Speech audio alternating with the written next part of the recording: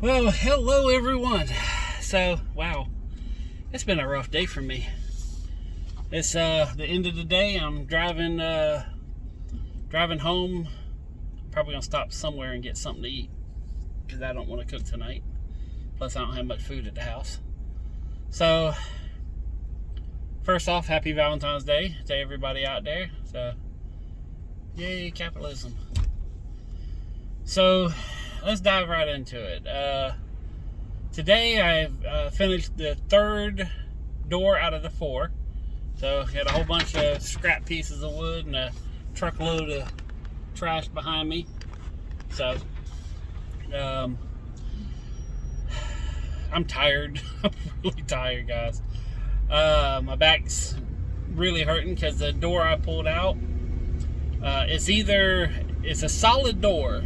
And it's either the one that's filled with all that real heavy sawdust from the 50s, like a particle door, or it's a fire door, which is filled with a particular type of concrete.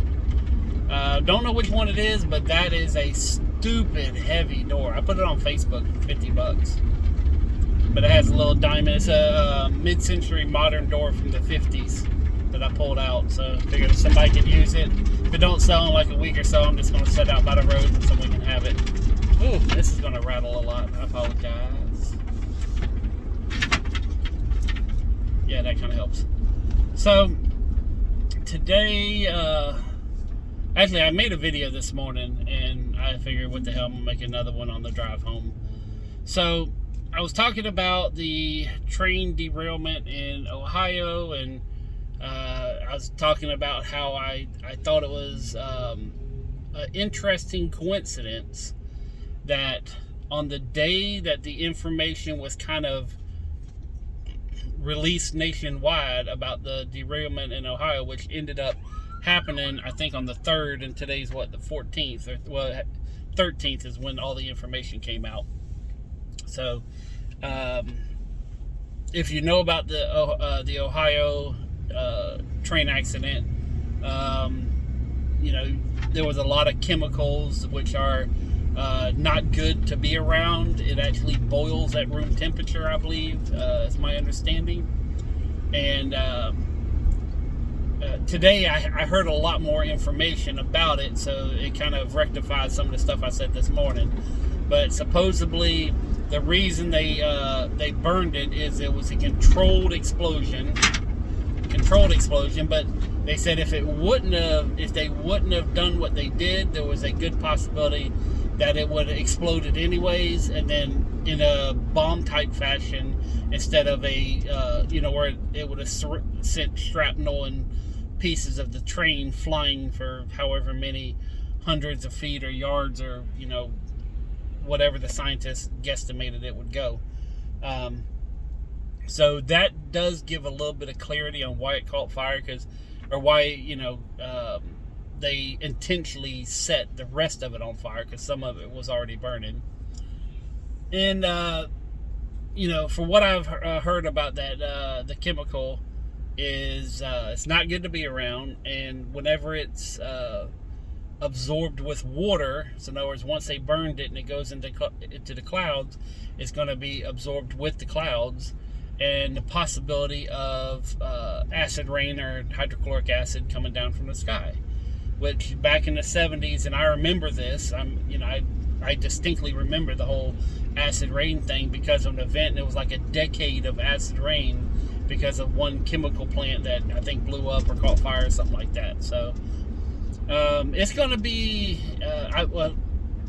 it's going to be interesting as a something to sit back and research and study.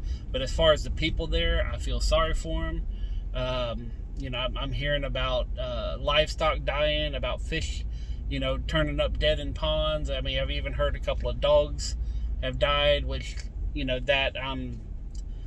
if it happened because of the chemicals, it's sad, but there's dogs that die every single day. So, I'm not going to sit here and say yay or nay on it.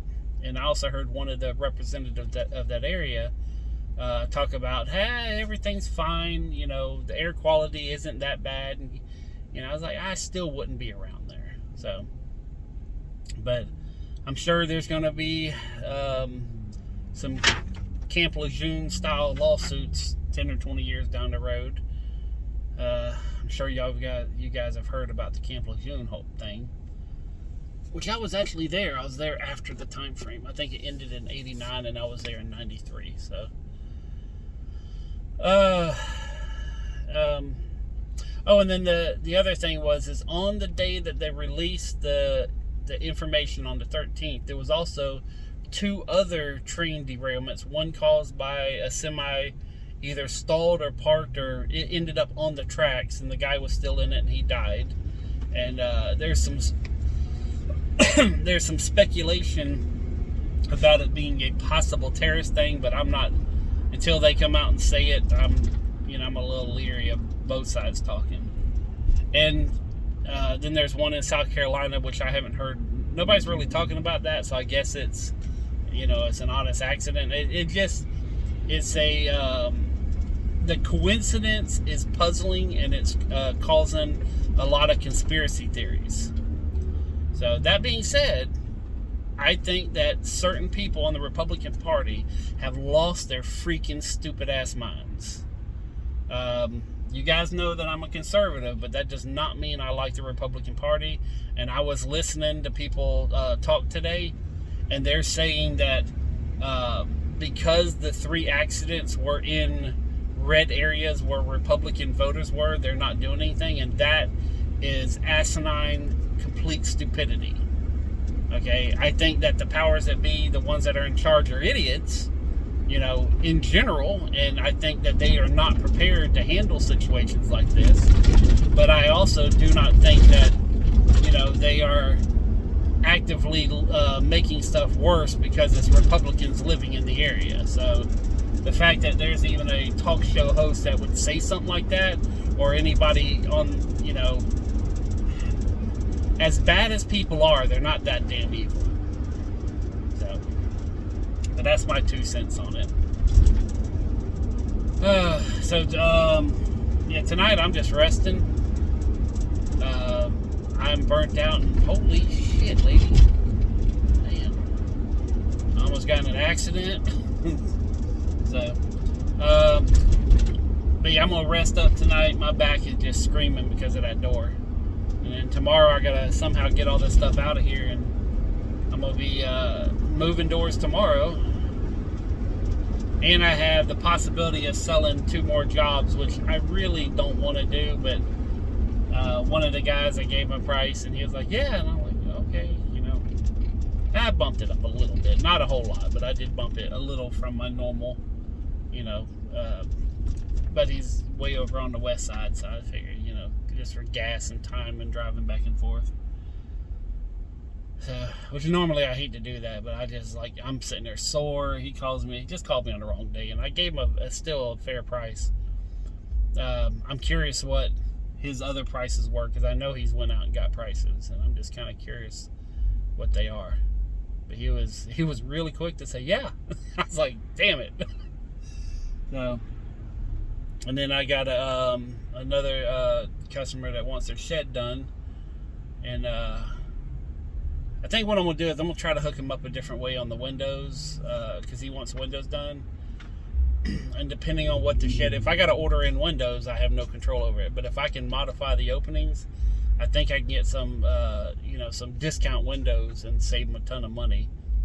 I just got to find for him the same. But it depends on what the shed looks like in the situation. And he wants a door there, but I don't know if he wants a single door, double door, or if he wants one of my giant doors.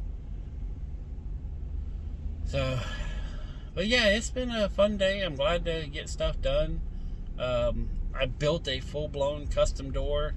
I actually built it a couple of days ago at her house, and cut all the glass in it, did all that stuff, and then just installed it today.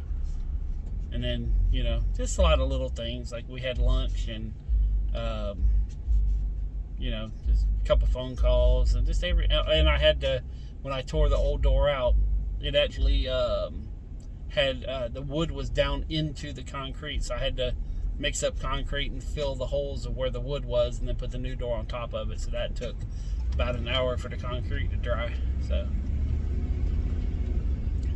I do a lot of stuff for customers that I don't even think most people know the little things that I do, that I don't sit here and say, well, that's going to be another $125 because I had to spend 15 minutes mixing up concrete. And there are people that do that. I've actually seen the invoices where they charge $125. They're charging $80 to put down a piece of quarter round. $80 to put down a piece of damn quarter round. And I know people are doing it because I've seen the invoices. I've seen, okay, so I go up to Lowe's, and all the jobs and all the, jobs that they contract are in a filing cabinet right there at the desk. So, whenever I'm waiting on somebody, I go through and look at the paperwork, and, and I do it in a way that I'm trying to help them out. Because I'll say, hey, this right here looks funny. You may want to double check this, or this size isn't normal, and I go through and I kind of, just help them out whenever I go up there. And, most of the time everything's right, but sometimes I'll see stuff. But I also do it because I want to see where the rest of the world is. That's how I know how some of these jobs, from Lowe's and Home Depot, I know what they cost because I'm looking at the, what they're charging. So. But yeah, there's one, he had to put a piece of quarter round on the inside because on old thresholds, they stick into the house like half an inch.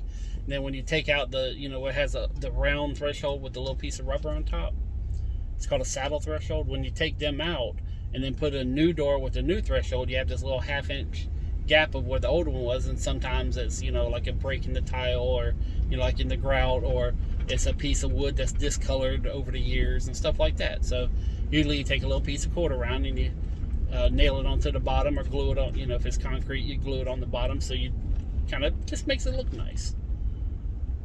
So, but yeah, there's people out there that will do that. I mean, there are so many con artists and rip-off artists, and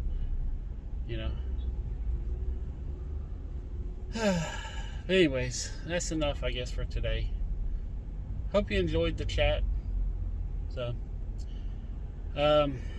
still working on the studio. I'm not tonight, but I'm still working on it and got a couple things done. And tomorrow I'm going to be getting some plywood for some custom racks for clothing and some things I'm trying to put together. So, but it's coming. I got me a table built up in there and starting to put the computer station together. Got the rack set in for the clothing. I'm going to be doing a unique hanging system from the ceiling.